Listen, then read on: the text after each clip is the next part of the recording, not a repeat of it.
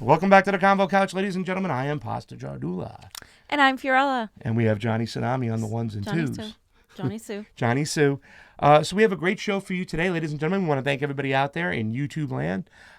And we also want to thank our new Patreons out there. And I wanted to start the show. We got some awesome Patreons. And if you are one of our Patreons, I have my pasta video up there. I cooked some spicy arrabbiata. It's almost vegan. We threw some shrimp in at the end.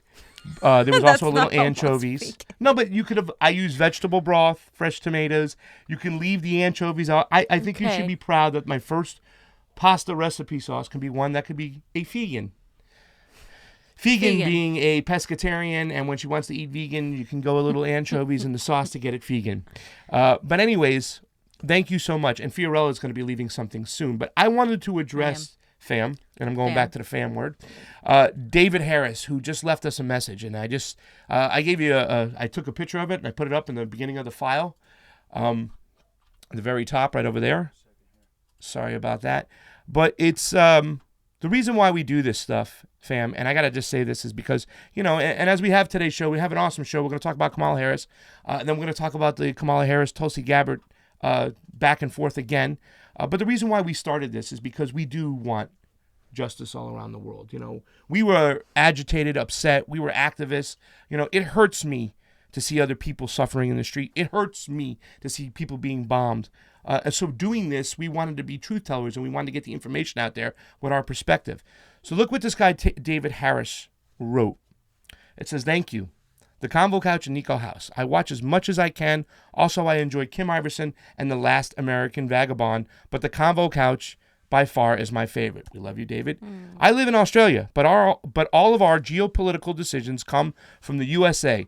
So I get all of what's happening around the world from you guys, especially coming up in the elections. I really hope that Tulsi or Bernie get in and stick together and send an invite to Marianne Williamson. I like a lot of her ideas. Also, a favor. Could the MCSC network interview Mike Gravel? His message needs to be heard, especially when he is the only candidate who stated he would pull out of all military support from Israel. Thank you kindly. And that's from David Harris. And do you want to say anything, fam? Because I'm just like... Thank you, David, for your kind words. We really appreciate the support, especially from Australia. Australia has a lot of progressive policies that we should adopt here. But I also wanted to mention Nico House did an interview with Mike Gravel, and let's us reach out to them and see if we can get one as well, because I do agree he's one of the most prominent voices. Him, Tulsi, Bernie, Marianne. To me, those are the only progressives that are running. Yeah. Anybody else is truly not really there, in my opinion, and that's what we're going to talk about. But thank you again for the support, and we will continue doing this and bringing attention to the issues that are important to the American people. So. Yeah, this is big for somebody in Australia to watch our stuff, and I was kind of waiting for this stuff because geopolitically, America's pulling all the strings. So if you watch what's going on over here, we dictate what's going on in the world. Before we start our first story, I just also like to say thank you to the Super Progressives, who you can find on Instagram. Check it out. I see a couple people missing from that shirt, though. Just throwing that out there, fams. Just throwing that out there. Super Progressives, the Wonder Twins. Right here. I don't know what that is. But. Well, don't worry about it. They're cool. There's two of them in form of a political podcast show. Let's get started, Fiorella, because Kamala Harris, right? Kamala Harris. We have a hot video on there right now. It's one of our biggest videos. It keeps growing. If you haven't seen it, go on there. What's it at now? It's I think almost 16,000, I think, which is great for us. And in the last 10 days, we've experienced a great boost. And we made a pledge to stay connected to our audience through this whole time because we feed off the information you give us. And yes, 16,000. But also because of that, fam, I started going online and I started watching a piece on Kamala Harris on Democracy Now! With an author by the name of Laura Basilone. However you say it. But it was amazing, fam. If you guys got together for happy hour just talking Kamala Harris, you might be there before through the restaurant closing because the two of you give some great information. And it was a mistake in one part because then I started going down the rabbit hole in some of her cases. But in one case in particular, in the case of a man by the name of George Gage, really caught my attention. And it really struck me in the heart. And it really shows the way that Kamala Harris looks at human beings. It's the straight up effect of capitalism. It's a business. When she was the DA and whatnot, the Attorney General and the AG, it will turn races against each other. It turns everybody, humans, against each other, and it's an all-out pit. It's barbaric, like Manuel Zelaya said. And Kamala Harris was really motivated as a prosecutor just to get as many convictions as possible.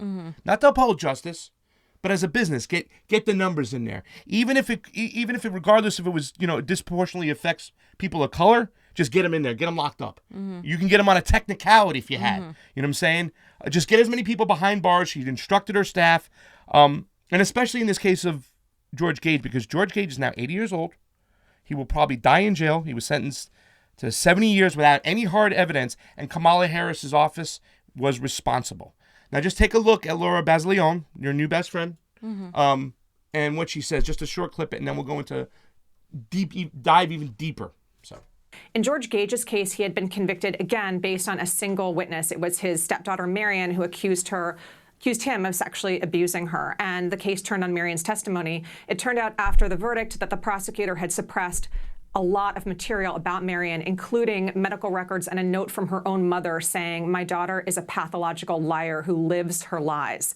And rather than acknowledge that this really terrible thing had happened, that this prosecutor had held back information that might have swayed the verdict, what Harris's attorneys went into court and did was say, look, George Gage, who had been forced to act as his own lawyer, didn't raise his claim in exactly the right way. And so for this technical reason, you should affirm that conviction. It went to oral argument, and the judges were very concerned about that position, told the deputy to go back and talk to his supervisors to try to resolve the case, which was a signal to really get rid of it and do the right thing. And instead, Harris's office doubled down, and George Gage is currently 80 years old. He is serving a effective death in prison sentence.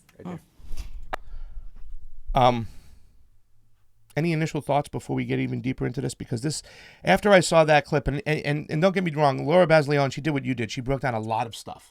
She talked about everything from Mr. Truelove, who was another guy who the state of California had to award him with a $13.1 million settlement for wrongful imprisonment. And it was shingles all below. And she has this whole history of these wrongful convictions. I just think it goes right in line with who Kamala Harris is as a person, an opportunist, a person that separates herself from the emotions of dealing with where people are coming from, and who's always been about making money off of whether she's a prosecutor off of the prison industrial complex. And I remember reading about this quickly, just seeing as one of the things that she did that was just awful. And he is one of many cases. Yeah. One this of is not the only many, one. many cases. Yeah, and it just kind of tells you what kind of person will this person be if she's the president of the United States. How does she looks at human beings like numbers, like figures. She doesn't look at them like human beings. It's always when I echo the sentiment of what Lula would say. I mean, I'm not saying that George Gage is innocent, you know what I'm saying? But the way this case took place, and let's just dive in this really quick. You see, not so much on the Democracy Now!, but if you put up the accuser one, the Marshall Project, and you go to the top of this one, right there, the accuser's mom called her a pathological liar, and nobody told the defense. So not only did they engage in bad practices, and the reason why this case took such attention, fam, is that the appellate court was right here in Pasadena, right around the corner. And we have a shot of that when she says, remember when the judges, and you'll be amazed because the judges are pretty much telling this prosecutor, go back to your office, talk to Kamala Harris, get this shit thrown out. Because what happened was, and if you look at it, it says George Gage was a 77-year-old electrician with no prior criminal record. He is sitting in San Quentin prison serving a 70-year sentence for sex abuse crimes, even though his trial judge concluded the evidence against him was unreliable. So what had happened was, after the sentence had taken place and they convicted him, and it pretty much tells the story. It happened in 1993, supposedly, in California. They went back to Texas after the family had separated. He was a stepdaughter. And then 3 years later, she confessed and said that she was sexually abused. So there was no physical evidence. He denied it the whole time. They reported the crime in Texas back to their counterparts in California. Okay? And there was no hard evidence. And after the sentences, the judge was demanded to see the information. The file on the medical history of this girl, and the mother had said, plain and simple, my daughter is a pathological liar, and she tries to live the lies of what's going on. She had attempted to commit suicide, and I don't want to demonize the girl, but the judge automatically closed the folder, demanded a new case, and said you should have presented this evidence to the defense. They had the right to see it and closed it up after the conviction. But what happened was George Gage, who was poor in prison, couldn't get a lawyer. So he used a prison lawyer, and they didn't file the paperwork properly, fam. So even though the judge said this is wrong, this is bad practices, when it went to the appellate court, the judges could do nothing. And all they could do was belittle. They tried to, I don't want to say belittle, but they tried to say, hey, man, this is wrong. Your job is not about holding convictions. Your job is about holding justice. Now, I want to go to the video because it was right in the backyard. So after all this stuff happened, and it's just amazing because there's not a single piece of hard evidence whatsoever, and this man is going to sit in prison. Look at these judges. This is right around the backyard, minute 13, and just be prepared to get your mind blown of what the prosecutor's doing for Kamala Harris's office. Clear that the prosecutor did. Address us, not him. I'm sorry. I apologize, Your Honor. That the records were turned over to the trial court judge who reviewed them. The Court of Appeal. Who reacted strongly when he saw them. Yes, Your Honor. The Court of Appeal also reviewed them and reacted in a completely different way. And the California Supreme Court also was asked to unseal these records. But it isn't unusual to give records to a trial court to rely on in making a decision and not give them to the other side? This is kind of an ex parte proceeding, isn't it? Well, yes, Your Honor. The defense. Why is that so? Because in the nature of these being medical psychiatric records, there was a medical psychiatric records, you know, that come into criminal cases all the time, and they're always given to the other side. I've never heard of those being, handled by the court ex parte without showing it to the other side. Is that common practice with your office? My office did not handle the trial. Or is it common practice with the DA's office? I don't know whether it is common practice or not. Or is there any reason now why they shouldn't be turned over to the petitioner? Well, yes, Your Honor, because what is it? Because petitioner has failed to satisfy the two requirements of the gatekeeper provisions for That's not an answer to the question. That's why they may not have to be turned over. We're asking, is there a good reason why they shouldn't be turned over? Well, if the reason to be turned over is because they are Brady material, there have been state court determinations that they are not Brady material. When asked in the California Court of Appeal and the California Supreme Court to unseal these records, and the argument being that they contain Brady material, the California Court of Appeal, after the first request, after a supplemental request, and the California Supreme Court after a request, all denied unsealing the records. Well, then why, in terms of fairness, why shouldn't we worry that no federal court has had the opportunity to consider the Brady material? The reason for that, Your Honor, is because petitioner didn't bring the claim in the first place. Had petitioner brought the claim, had petitioner made an assertion that the state court's findings of fact were unreasonable, shouldn't be entitled to deference, then perhaps there could have been a hearing as to whether the state court findings were entitled to deference, and at that point, upon the requisite showings in the district court, those records could have been reviewed in camera, subject to a protective order, however the district court would have wanted to proceed. But we didn't get there, not because of the prosecutor, not because of the state courts, not because of my office or me, but because petitioner, although he had knowledge of the predicate facts, did not bring the claim the first time around. And he had several years. He was on notice of these facts from 2001 when the trial court made its... All right, I mean, we can watch that even longer. There's another part coming on where the judge just goes off. It's like, I'm not good about this conviction. And you can see her office has been instructed to go and say, hang him on a technicality. The petitioner didn't bring it to the proper procedures to ask for the appellate situation to get another trial. So therefore, he is not entitled. And the judges know this, but they keep saying, but it's a tainted case. The man might be innocent. You didn't, disclose information. You didn't put it out there. And he kind of signaled them for them to go back to the office. He eventually says, well, I have to go back to my office. Fam, this man is still sitting in prison, 80 years old, no hard evidence, and he was cheated. Cheated, not a fair trial, and Kamala Harris is still letting him sit there. I just don't understand how I thought it was innocent until proven guilty. And there is reasonable doubt that he's innocent. So how is he still in prison? I just don't understand. Because he's poor.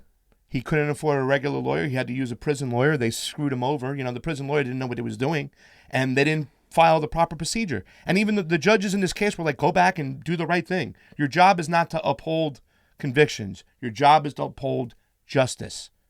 Right. She doesn't uphold justice. She upholds convictions because it's just a mark on her scoreboard. But she's just one of many people who like this prison industrial complex and this whole money-making machine that the court system and the prison system has turned into against poor people.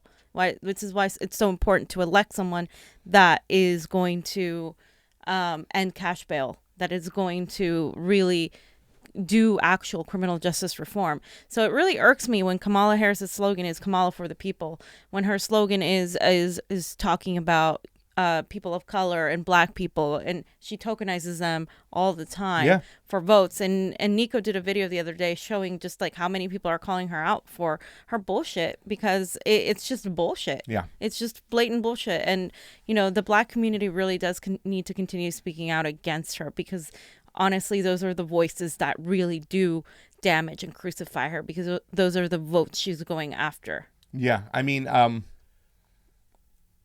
it's awful. The list goes on with Kamala Harris, on, and she scares the shit out of me, fam. Plain and simple. I mean, the boost in the polls. I am scared shitless of a Kamala Harris president. I don't want her as she the president wouldn't at all. win. I'm sorry. She would not I win. know, but even still, the whole thought process of it and the fact that she has gained in the polls, and that a lot of people that are outside of this bubble are like, oh, Kamala did good. She won. I'm just like, She bullshitted away. And let me tell you something. The people, you're onto her shit. You're on the Kamala shit because we know that's through our videos that are getting boosted and getting crazy and getting watched and getting views. People are out there, so keep speaking the truth. Keep speaking the justice. George Gage, what you're going through must be horrifying, and I don't know what to say. I'm sorry. My heart bleeds for you. You shouldn't be sitting in that prison cell at 80 years old. He had no prior convictions, no prior history. Once again, not saying that he is innocent, but he did not get a fair trial, fam. Yeah. He did not get get at the a fair very trial. least, he deserves a fair trial. You ready to get on to the new stuff? Yeah. You sure about that? Yeah. All right. Wow. It's not really new, but... This one here? Well... Or do you want to go down to the... No. Go ahead. Okay. Well, it's still Kamala Harris. It is Kamala Harris, but that's why it just so happens that as we had this stuff in the folder, the Kamala Harris stuff, there was more controversial going on when it came to Tulsi Kamala and Biden again. I think some people thought we got past it, what was said. I have a theory on that, though. Okay. So... Okay. What's the theory? Well, I just feel like Bernie Sanders can't really attack Kamala Harris. Bernie Sanders can't really go after her. And I disagree with some of that. But at the same time, we have to understand that Bernie Sanders is an old white man. And Kamala Harris and her people and all of these latte liberals love identity politics. And anything he does against her will be used against him, calling him already a sexist, saying that he's racially tone deaf. All of these things will come back against him if he goes and attacks her the way Tulsi is, not attacking her, I would say, but pointing out her hypocrisy, pointing out the things she's manipulating. And I see Tulsi doing that. And I think that's actually great because Tulsi can do that. And a lot of people dismiss Tulsi as a woman of color. Because she doesn't fit the bill. She doesn't fit the identity politics thing that a lot of people of color are tokenized with. And because Tulsi is a woman of color and she's a woman, if she attacks Kamala, goes after her on policy and on her hypocrisy, it not only benefits Tulsi, it benefits Bernie. And I think that's a wonderful, wonderful approach. I think she's doing things that Bernie Sanders cannot do, again, and that is something that helps progressives because, again, she is literally one of the few people that can do that. Yeah, I mean, I think we should watch the controversial video first too, because there is some other point of it. Because I think it's funny because I think we're kind of like molding and shifting. Because last night I saw a point of when I watched the Tim Black video on this. I reflected on the first time, and it was like when you're defending Joe Biden and you're not calling him a racist, which he is a. What's the word you used? He's just racially like tone deaf. Like he's just I inherently racist. Yeah, he's not inherently, like out he there is, like I'm like like wearing the white hoods, but he doesn't even realize how his actions are racially toned deaf. How that is being inherently racist. Yes. Because you don't even realize that you've always done it this way, but this is not okay. Yeah. So. And the thing is that when it happened the first time, like, I wondered, and there is a little cause for concern seeing Tim Black getting really mad, upset because he, like I said, he did it because it could be insensitive to some people. Absolutely. And Tim Black said something in his video. He kept on saying, Tulsi Gabbard's not wrong, but she ain't right. And at one point he did say, sometimes I'm wondering if you're listening to young black people and you care and you're being insensitive to what you're doing. And that caused an alarm for me to say, whoa, wait a second. I have to look at it that way, because when it comes to the segregation, it wasn't my father who was being affected. It was Tim Black's father who was being affected. Right. So being a white man, I never had to experience those things. Exactly.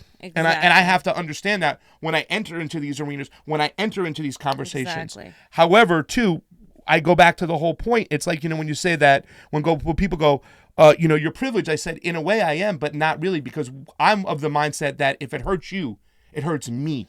And I mean, that doesn't mean necessarily change but not the whole everyone's thing. like that. I know not everybody is like that, but there are a lot of people out there who are like that, who understand who the real enemy is and, what's going on. And not to say, and when Marianne Williamson said that a lot of people aren't educated on racial issues, and they need to be, we do. Yeah. And we have to go about it in an open way. But let's go to the video, let's go to the controversial video, and let's talk about it some more too as well, because, what's that? Yeah, the RT video, no, not the RT video.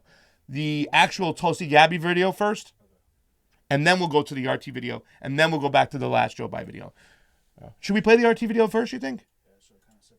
Okay, yeah, Johnny's absolutely right. We're going to play this RT video first, too, because it does set the tone of the way things were back then. Because I don't want to seem insensitive when I say how things were different back then, but I am 46, and you guys are young, and I know what it was like around my dinner table in an Italian-American family that came from Bedford-Stuyvesant, that once was Italian, then eventually become black, and now it's becoming hipster. You know what I'm saying? So living in that cultural divide back then, and that's why I moved to California, because I wanted to get away from that friggin' mentality and that bullshit. But let's talk about it, about the way it was back then. Check this out by RT. Leading US Democratic presidential candidate Joe Biden has defended himself after coming under a barrage of friendly fire from his own party. They claim he's been too sympathetic towards racial segregation in the past. The issue was raised late last month during the first Democratic Party debate ahead of next year's presidential election. Biden hailed days gone by, saying back then he was able to reach a compromise even with his biggest rivals, like pro-segregation congressmen. During the debate, party diehards criticized him for even having dialogue with such people. After apologizing for his remarks, Biden said his words were taken out of context. Did you see the questions about your past positions from the perspective of race being as relevant as they are? No, and I don't think they're relevant because they're taken out of context. It's so easy to go back 30, 40, 50 years and take a context and take it completely out of context. Nonetheless, throughout American history, the Democrats haven't always been pro-integration, as Caleb Morpin explains. Joe Biden, the current frontrunner in the Democratic presidential race, has come forward to apologize about statements he made about working with advocates of racial segregation. I regret it, and I'm sorry for any of the pain or misconception they may have caused anybody.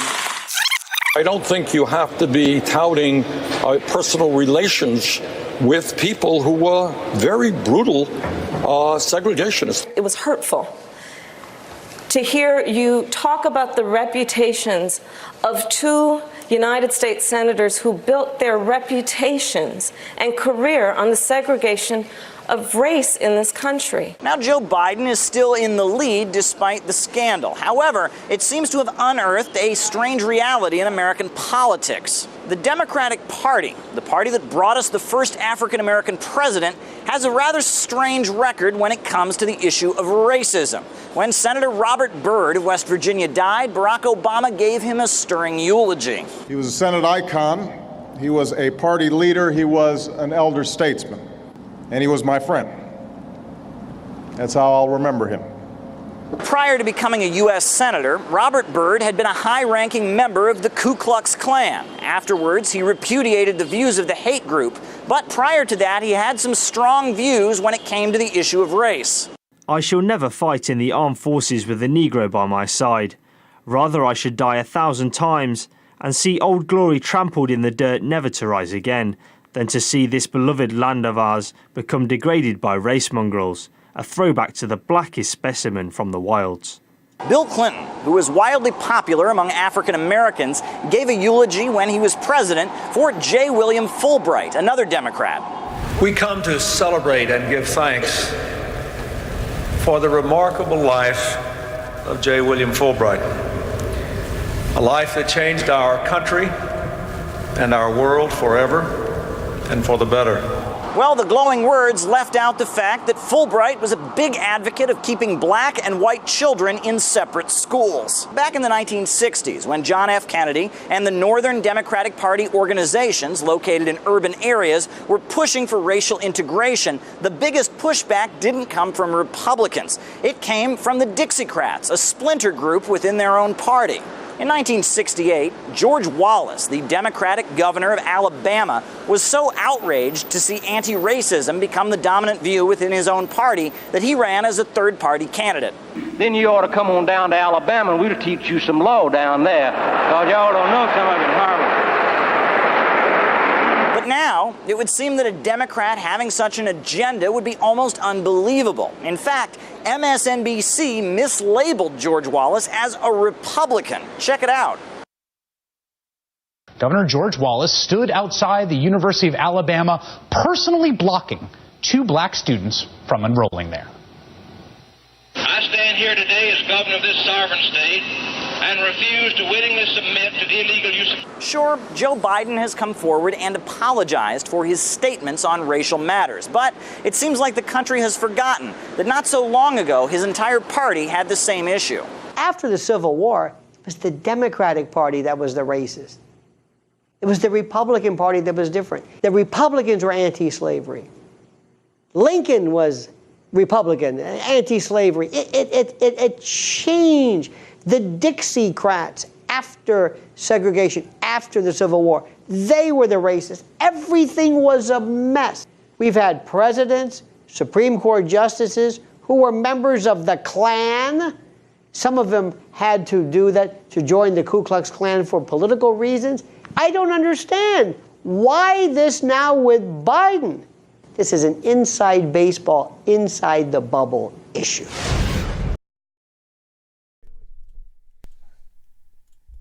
Okay. So, again, while I disagree with Tulsi on the fact that Joe Biden isn't inherently a racist, because I believe he is, I do agree that this is, again, an opportunist move by those in the Democratic Party to capitalize on attaining and tokenizing the black vote, because they know that they can no longer win without minorities. I mean, the Latin community is huge here, especially in California. Whoever wins the Latin community will win the primary. Yeah. Same thing with the African American community, the Asian community. And I think the Democratic Party is realizing that and pretty much tokenizing this and taking this thing with Biden, and Biden just happens to be the perfect target because of everything else that's happened. I'm not defending Joe Biden. I like seeing him, some of his power dwindle. I like seeing him held accountable, but let's not kid ourselves, right? Like the same people that were trying to say Tulsi Gabbard and her views on LGBTQ, it's the same thing. Tulsi Gabbard was 21.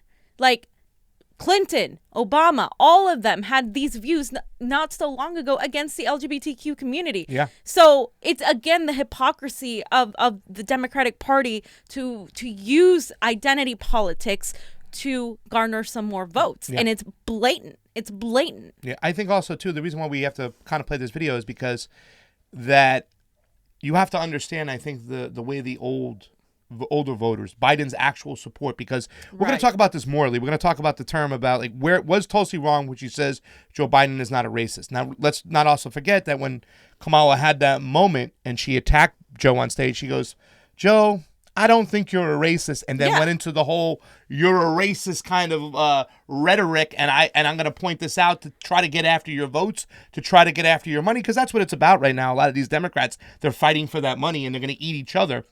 But we have to talk about this morally from Tulsi's position, but then we can talk about it politically. Yeah. So let's look at the actual quote itself, because the reason why I said that the older voters, Joe Biden's voters, they're just different, fam. They were around in different times. So I don't think they're going to really be played off by Kamala Harris's ways, and she's not going to poach for them. But Tulsi Gabbard has to be careful, because it's the younger voters that are the people of color voters that she can piss off. Yeah. So she's walking a tight line with this. Yeah. But let's play the video itself and actually see what was said, which caused the uproar. I want to ask you about your campaign Twitter account, which today commented on the Biden-Harris fallout after their exchange on busing during the most recent debates. Now, you said that Harris leveled a, quote, false accusation that Joe Biden is racist. Can you tell us exactly what your issue is with how the senator is handling this?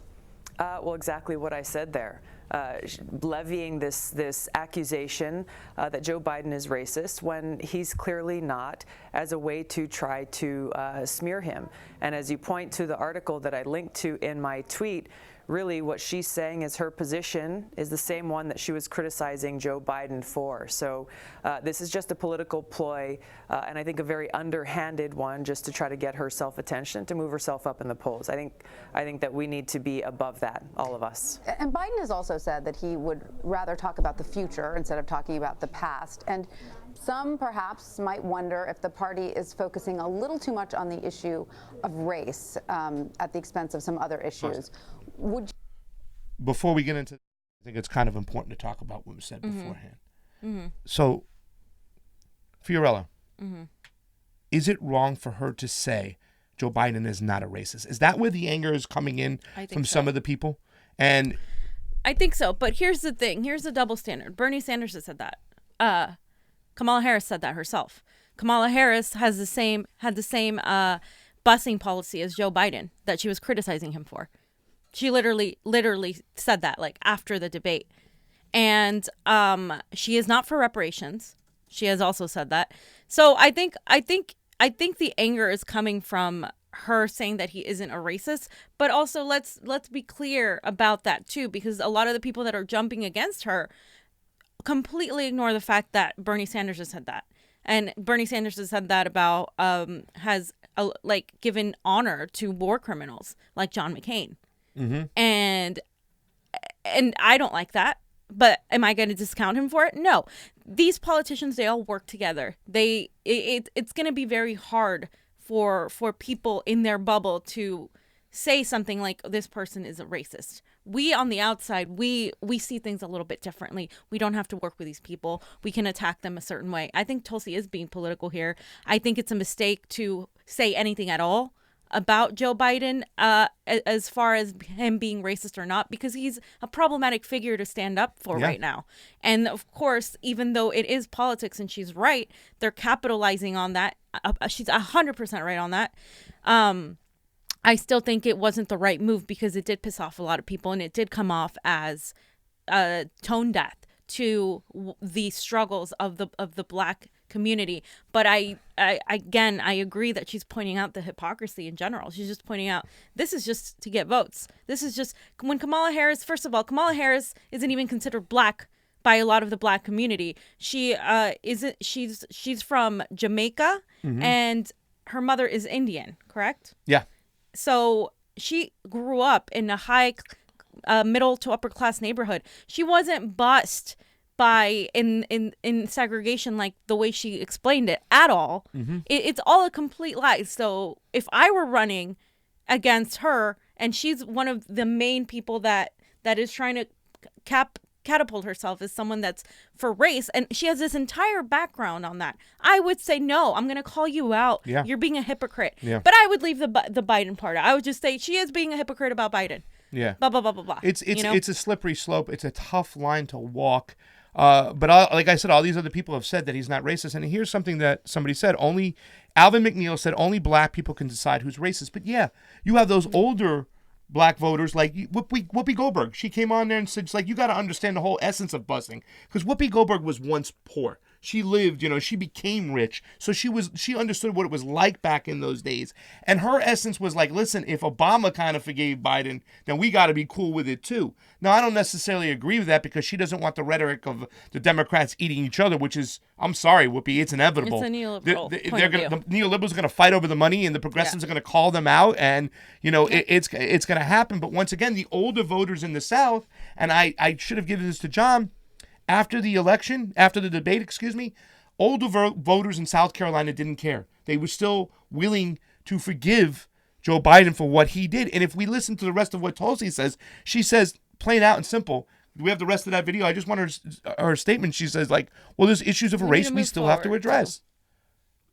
Do you share that concern? No, I think there are still racial injustices and inequalities that exist in this country that we need to address. I think it's important for us to look forward towards the future to see how we can come together as a country, how we can break down these injustices and inequalities and come together and work towards a brighter future. Every single candidate will need to stand up and speak out, defend their own record. That's not what I'm talking about here. What I'm talking about is how we can bring about this vision to ensure that we truly do have equality and justice and opportunity for every single American. Okay. So now CBS News political correspondent. Now, this is going to lead into the segue. I think we talked about morally, ethically, compassionately, why the tweet itself can do some harm, and she's got to watch it because politically she doesn't want to lose those votes. But politically, this move, I've said this before, somebody brought this to our attention, she's going after Joe Biden's voters. Okay, because Joe Biden, we know that we don't believe in these Fugazi polls. Joe does have a lot of support, but not enough to get him the win. Not even close. He can't get independents and Republicans because he's attached to Obama that will never vote for him, and that's just a fact. So I think they're eyeing up the votes, and she's eyeing up those votes, Joe's votes, because we do have another video, because here's the thing. Number one, she's going after the votes. Number two, she's getting in Kamala's head. Do you think, ladies and gentlemen out there, do you think for the second debates they're going to put Kamala and Tulsi Gabbard on the same stage? Bet they won't be on that same stage. And if they are on that same stage and they're taking a chance for ratings, Tulsi will go after her. Kamala's the prosecutor. She goes after people. She went after Trump's people. But now Tulsi, she ain't playing the rope-a-dope now. She's playing the straight-up Clubber Lang, who was played by Mr. T, like, I'm coming after you, fool. She's going after her. She's in Kamala's head. And number three, Tulsi's always about policy. At the end of the day, she's always about policy. Could we go to the Joe Biden right here? This one. Watch what she says about Joe Biden here. Aloha. First of all, how far are you into this race? Are you going to run for re-election if you don't get a nomination? I'm focused on running for president. You're giving up what you've got. I'm focused on running for president because I think there are serious changes, as I pointed out in this debate tonight, that need to be made to our foreign policy, which is directly connected to every single domestic issue that we face. Why were you the lone voice out there going after the neocons, going after the people that took us into these wars? That's You're the only one out there. That's a great question that I hope you ask every single other person you interview. I can tell you this comes from a deeply personal place, as you know. I deployed to Iraq in 2005 during the height of that war. I served in a medical unit where every single day I saw that terrible high human cost of war, and in Congress serving over 6 years on the Foreign Affairs, Armed Services, Homeland Security committees, I know the importance of national security, and I know that with that experience and the conviction not to bend to the whims of the military-industrial complex of the foreign policy establishment, I'm ready to do that job of commander-in-chief on day one. Does it bother you that Joe Biden, who's the front runner in the Democratic fight right now, voted for the Iraq war? It was the wrong vote. It was the wrong vote. People like myself, Americans across this country who enlisted after those terrorist attacks on 9/11 by al-Qaeda. We joined the military to go after those who attacked us, and we were lied to. We were betrayed by those who sent us there, by those who presented this false evidence or believed it without asking those tough questions. I'm not going to allow any other service member to go through that, to go to war under these false pretenses or this lack of actually examining the evidence that's there. Would you like to see the Democratic platform next summer? Because platforms do matter. Say no more policy of regime change anywhere in the world. No more of that. Absolutely, absolutely. And I think this is something that's important for folks to recognize is so often these regime change wars are waged under the guise of humanitarianism, saying, well, we need to go and help the people in these countries. But in fact, what happens every single time is people end up with more suffering, more death, more destruction. So absolutely, right there. Once again, so she says calls it him out on again. policy, Mhm. and we've been waiting for him to call out and the opportunity. Well, and I think she has been playing the political game, and that's the thing. And I hope I don't sound like a selfish jerk off white dude when I say this. Is that this is going to be a dirty campaign, guys? It's gonna get dirty. It's gonna get. Listen, if you take all the top leftist podcasters and you took all their subscribers, you're still going to get 10% of the vote on the left in this major election. In other words, what happens outside of our bubble is where a lot of these voters are coming from. Mm-hmm. And so what's going on is she's kind of taking this position where she's going after Kamala. She is walking a tightrope. She's getting dirty, and she plans to get dirty because, once again, she stands alone as the non-interventionist, the non-war candidate. And she's got to pull somewhat of a Trump get-in-your-face kind of mentality. I wouldn't say she stands alone. I would say Bernie Sanders is Bernie also Sanders, a I'm saying, non-interventionist I hear candidate. You. My bad, I shouldn't say that. But yeah. well, on that stage you've that night, gotten- she stood alone. Yeah, I'm so sorry. Absolutely. I shouldn't say that because she even understands the geopolitical part about the China stupid shit. That's like, no, we got to go form a partnership with them and. You know what I'm saying? We shouldn't demonize them. They haven't gone to wars. That we don't want to share our political global power. But she with them. mentioned something that I think a lot. I don't even think Bernie or other people have mentioned is the humanitarian aid. The humanitarian aid is the Trojan horse that we constantly use to say we are going to help and spread democracy. And she, as a veteran, knows firsthand. And it's going to hurt her and it's going to affect her when you are being lied to and you're putting your life on the line for a giant freaking lie. And then, you see your brothers and sisters die for a freaking lie. And that is something that you aren't going to forget and you're going to fight for. So I do agree that she is one of the strongest on that. But I'm excited to see Mike Gravel in the next debates because I do believe he made it. Yeah. Mm-hmm. What's that? Yeah, please go on to Mike Gravel, donate. If you haven't donated to Tulsi, go on and donate. She made the second one. Eric Swalwell has dropped out of the race, so there's going to be one less person on the stage unless they let another person in. I doubt. I hope that somebody else drops out between then and now, too, as well. But can you imagine Tulsi and Kamala? And why should Tulsi sit still and let Kamala get all the headlines? Again, Kamala Harris is a person that can't be attacked even by someone like Warren. And Warren isn't going to attack her. Are you kidding me? They're taking selfies together. But let's be real. Like, only a certain woman of color can really attack because the Democrats love clinging to these identity politics. They do. And you know what? If Tulsi can do that, if she can expose Kamala Harris and say the things that no other politician dares to say, then by all means, she has the support of the progressive community because Kamala Harris is literally one of the most hypocritical human beings I've ever seen in my life. And she needs to not be our president. So politically, was it a good move, yes or no? Politically, yes. Okay. Ethically, watch it. Yeah. Watch it. And I like the comments about, we still have to address racial issues, but you got to be careful with this one because Joe Biden, whether it be now or then, to me, crime bill, he wrote it. Yeah, he wrote the crime bill. Iraq war, people of voted for color, it. poor people over there got killed. Forget about it. So, inherently racist, yes, whatever. But watch your step, please, my dear. But politically, go get them. And I hope they put Kamala and Tulsi on the stage for the second one. That would be awesome, dude. So, fam, you want to do some shout outs? Let's do some shout outs because we have 55 people watching on our Convo couch. And Macaru112, who's been coming in here and just hating on Bernie, hating on Tulsi, saying we'll never be a socialist communist country. welcome to the show. Clearly, We're glad you you're don't here. know what communism means, by the way. Welcome to the show. We love you here. Nobody is promoting communism in either Bernie or Tulsi. I saw somebody on RT. There was a guy coming. I go, sorry, I don't want to talk to a communist network. Get the hell out of here. But welcome to the show. Keep joining us. Thank you. Michael Cruz, Naz Ahmad, Chris David, Money Train James, Learned Hand, Michael Cruz. Thank you so much for joining us. Angela Creek is here. Barry Strim. And if you guys got time, go over to our Convo couch. Chris David, you're here in the house too as well. Go over to our Convo couch. We have a Patreon. I have a cooking video up. I made some arrabbiata sauce. You can use it. It's great. On the MCSC network, we have 86 people. And that's great because a lot of people could be watching somebody else.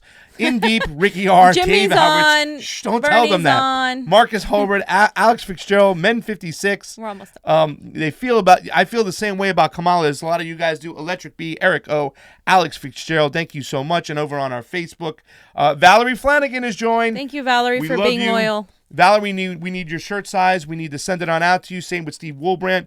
Rocky B. I'm going to see Steve this Sunday. So So I'll give it you to to him. give Steve. Yeah. Rocky B, we're about to drop yours in the mail. We got a beautiful shirt for you. We love you, Rocky Bellinger. Rocky is one of our fam. greatest. Gilbert Flores, thank you so Thank you, much Gilbert. for joining the couch with the fam. Couch Johnny Jizzle. Sue over there. Let's get into our third and last subject of the day. What This is would a a short Combo one. Couch show be without your daily talkings of our favorite, putting the war back in Warren, Elizabeth? Fam. Yes. So Elizabeth. And this is going to piss Lauren Steiner off, but that's okay because Lauren and I will go toe to toe on this.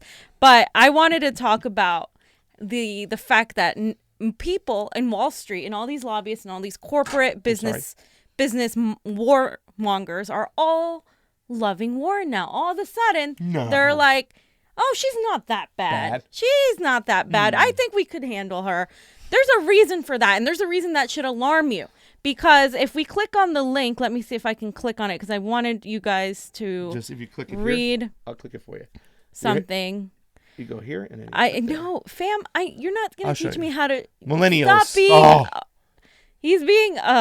You're famsplaining. I'm being I'm a not fam- gonna. I'm not famsplaining. gonna say Oh. mansplaining because Don't it sets you famsplain. off. But really, like It doesn't that's what set you're me doing. off. That's all drama. It's good for it's good for, you know. Okay, so let me read this. This guy says if she ends up being the nominee, I'd have no trouble supporting her at all. Said David Shamus. What are you reading? Shamus.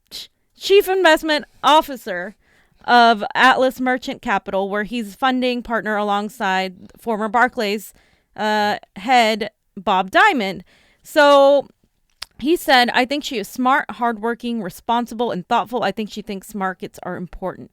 Yes, she does. So then later on, Warren said in an interview, she said, it would be, for some Wall Streeters who lean liberal, Warren is an acceptable alternative to candidates who trigger their most visceral objections, Republican President Donald Trump on the right, and Senator Bernie Sanders, a self-described Democratic socialist, on the left. It would be just wrong, Warren told CBS's Face the Nation in March, to call her a Democratic socialist. I believe in markets that work, markets that have a cop on the beat and have real rules and everybody follows them.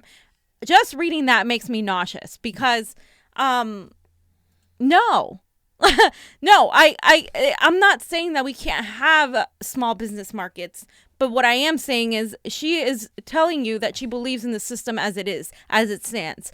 And what do we know? That the system as it stands is not working for the majority of Americans. The only reason you see the economy growing is because it's growing for the 1%. The people in the stock market are people that have enough money to invest in it. Yeah. But it's not the normal working class people that the economy is helping. Yeah. And a lot of people love to talk about her creating the CFPB.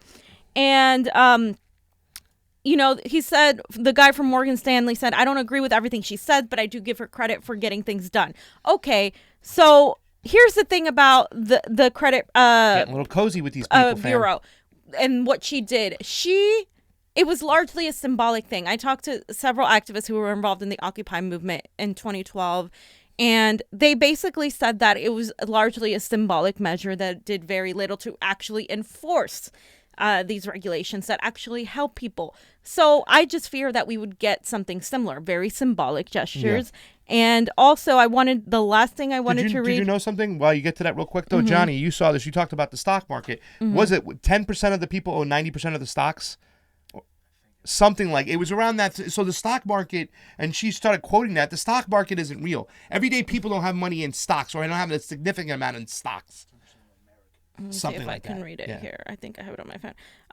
Okay, so let's review her steady criticism. Okay, despite her steady criticism of the industry, she raised $625,000 from donors in 2012, and then in 2018 she drew $387,417 from the same sector. So let's not pretend that she isn't getting money from these people. She has been, and it's not going to stop because she's talked about it. So the last thing I want to go over here is a kind of a little review as to what I'm going to go through. I'm going to do a Elizabeth Warren thing. This is a review. Let's start number one. Why not to trust her? Is that would be the title? Why not to trust Elizabeth Warren? Or yeah, something like that, fam. I guess the title is irrelevant when it's well, we'll come up with it later. But I'm sorry for interrupting you. I saw the list and I was like, well, this is like a reason why not to trust Elizabeth Warren. Why she shows this history and this pattern of being fugazi, and I had to throw the fugazi word in there. Sorry, fam. Shut up. Gotcha. Her Medicare for All plan doesn't mean universal health care. Just so you guys know, there's a lot. It's different than Bernie's. It's different than Ajay Appel's. She did her own Medicare for All plan, which is not a Medicare for All plan. It's not even called that. She is pro-regime change and pro-green bombs.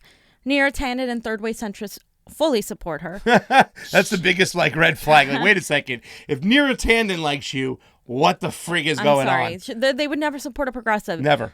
Number 4, she has said she'll take corporate PAC money in the general. She said this multiple times. Yep. You can find the interview with Cenk and TYT. Didn't she get some of her money? Didn't she transfer? Where was some of that money that she transferred over from her Senate campaign to?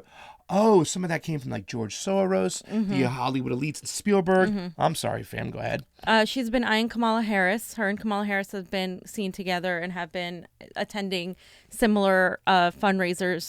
Her, Biden, and Kamala, which tells you everything. You throw Booker into that kind of. Booker's he's one of those same types. She is the bargaining chip. I believe she is the one that siphoned votes from Bernie. She's the one that they're trying to get us to accept and say, well, she's pretty much Bernie, but just take what you can. And no, I'm sorry, I don't want the knockoff version. I want the real version. Yeah.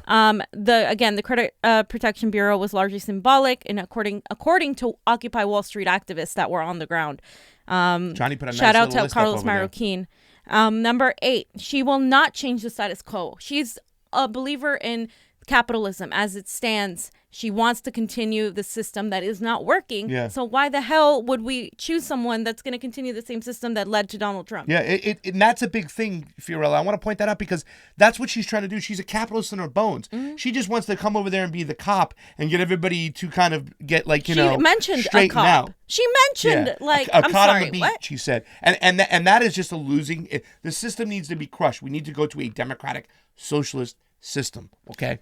She's a capitalist. She's not going to fix it. She's Wall Street friendly, like we saw, and then until recently, she changed her stance on Israel. But until then, she had been pro Netanyahu in the past, and she had said that Israel has the right to attack Palestinians. Those words came out of her mouth. She's a huge flip-flopper.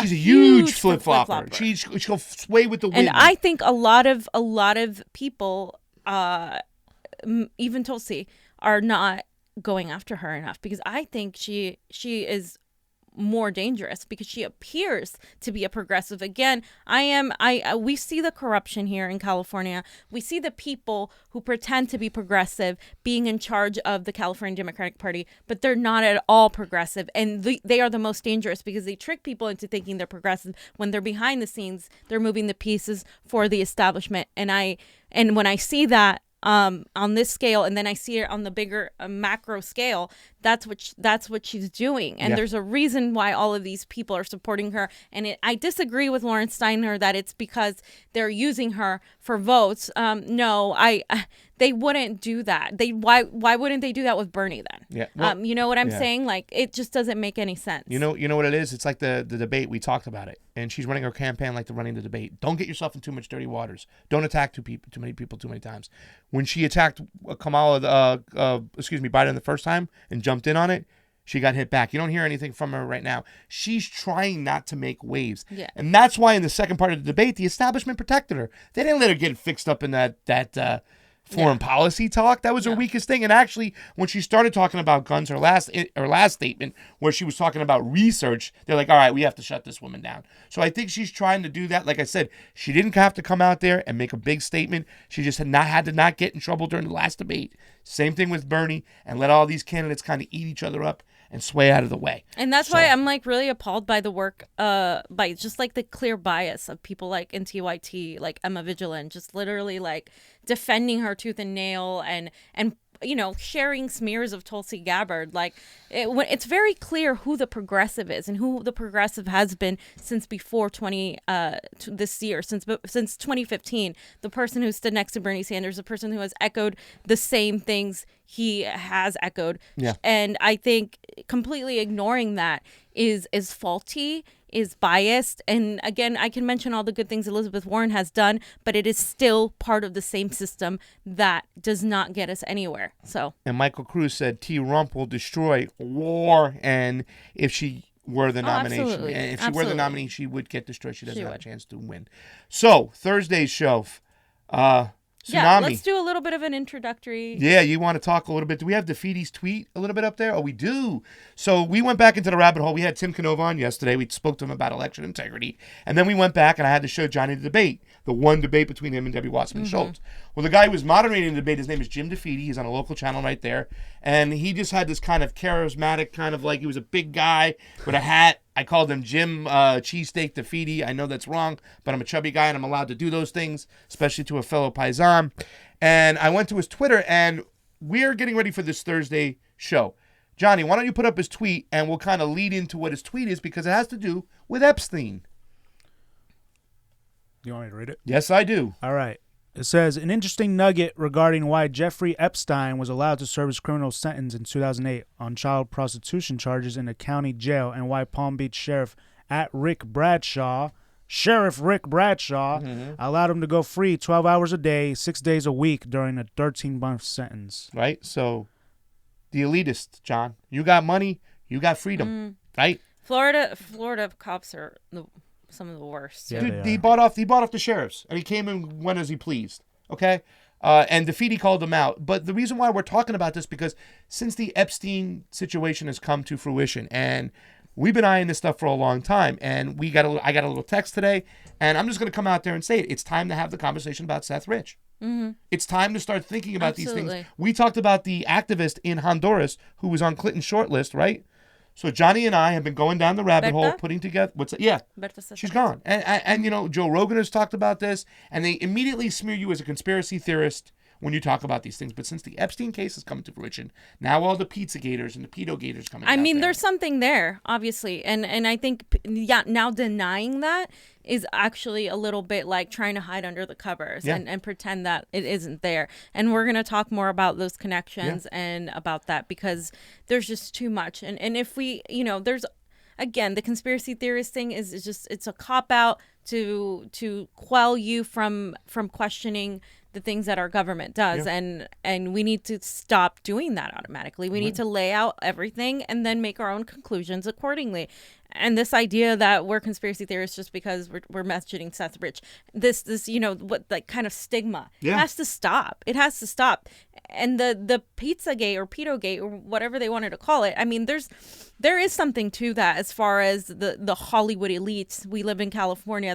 I mean, from Weinstein to all of these people that have been involved in these things to politicians, there is the connection there. You have to understand why these people support each other, why these big megalomaniac producers support the neoliberals like the Clintons, etc. So we There's a talked lot more about to this. that. Yeah, and we talked about 1964. The CIA invented that term so to get you from talking against the government. But now it's time. There's too much information. There's too much stuff out there. And I'm going to also tell you, the Assad gas attacks. Like, if you just research these things, even the first one, and I'm going to be talking to Howard, our buddy, because he's got some great information about that, how people within the Turkish parliament came forth and confessed that it wasn't Assad and everything that went through, and the connections with Great Britain, too, as well.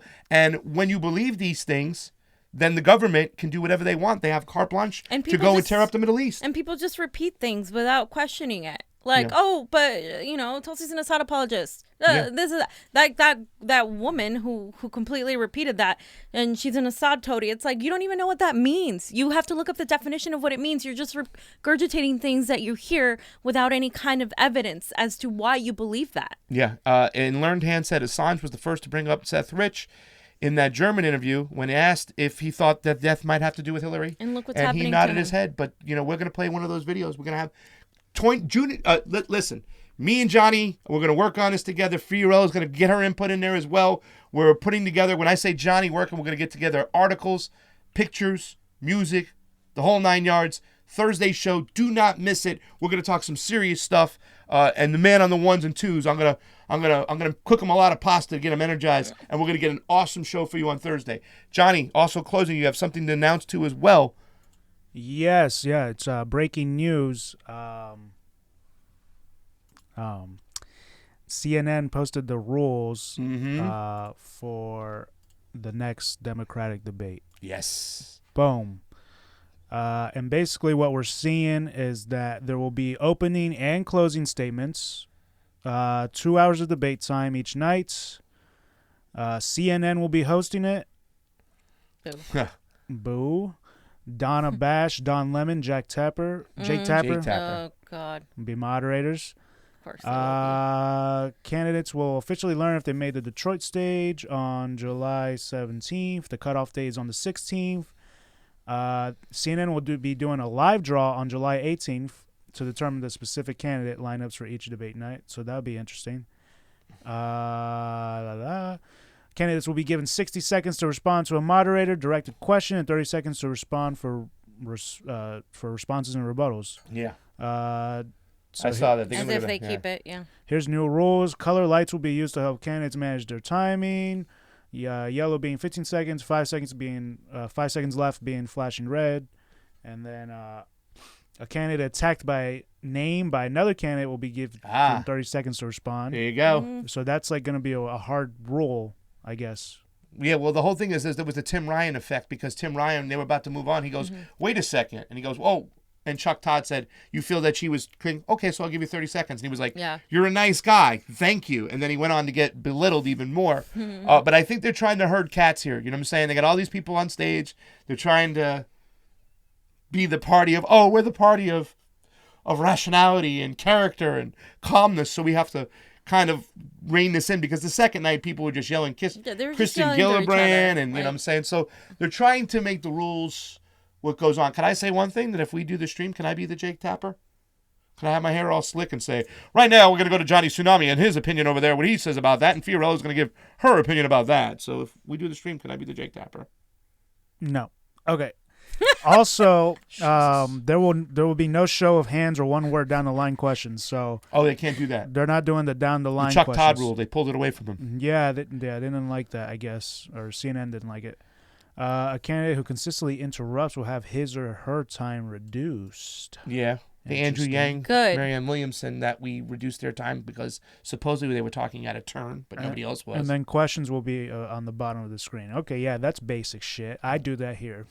I know, right? Well, I think they if only we could be like the progressive community could actually be moderating these debates, right? When we have different questions to ask Kamala Harris, Elizabeth Warren, Joe Biden, right? They never give them the hardball questions. No, they'll give Bernie and Tulsi the hardball questions. They'll even go after Buttigieg, but they won't go after their elite favorites. Dude, the way they framed those two questions to Tulsi was disgusting. just so disgusting. You know, did they ask Biden, like, you voted, you know, they let that chick just go on. Blatant attacks. Yeah, I mean, Biden, you wrote the crime bill, you know what I'm saying? And you have a history of this, and you have a history of blowing your breath in girls' ears. Or they didn't do that. They went after Tulsi, especially the Iran question. We're trying to attach Hezbollah. Yeah. If you're political junkies, just think about that one, how deep that is. If you really know the situation. You know what I'm saying? Anyways. I think that's it. So we are trying to go to the debates. So in Michigan. So the more Patreons we get, the more subscribers we get, the better it helps. Today, I'm going to be releasing a Patreon video today. I'm also going to do a Twitter thing on Twitter because I haven't live streamed on Twitter from myself ever. So. Oh, you're going to do it through Periscope? Yeah. Is it okay? All right. But the Patreon, we're going to expect to see something today, right? Because yes, I'm a Patreon, and I expect to see my Patreon, just not my push-ups and my sauce. So your sauce. So, wait, you need to specify what that is. My arrabbiata sauce. Okay. And next week, I'll be making bolognese. So if you want to know how bolognese is, I make an awesome... I call him Johnny Bolognese when I make my bolognese. He loves my bolognese. We got anything before we get out of here? We're trying to get to 3,000 today. Ooh, 3,000 subscribers. We have 2811 last checked. I don't know if that went up, but we are very, very close. So please help us out. If you haven't yet, MCSC Network people, go to our Convo Couch YouTube, click the little bell, subscribe, share, all that jazz. And Super Progressive, thank you for the shirt. Wonder Twins. For Pasta Jardula. And Fiorella. That's Johnny Tsunami. Convo out. Peace. Go to our Patreon. Help us out. We love you. Thank you.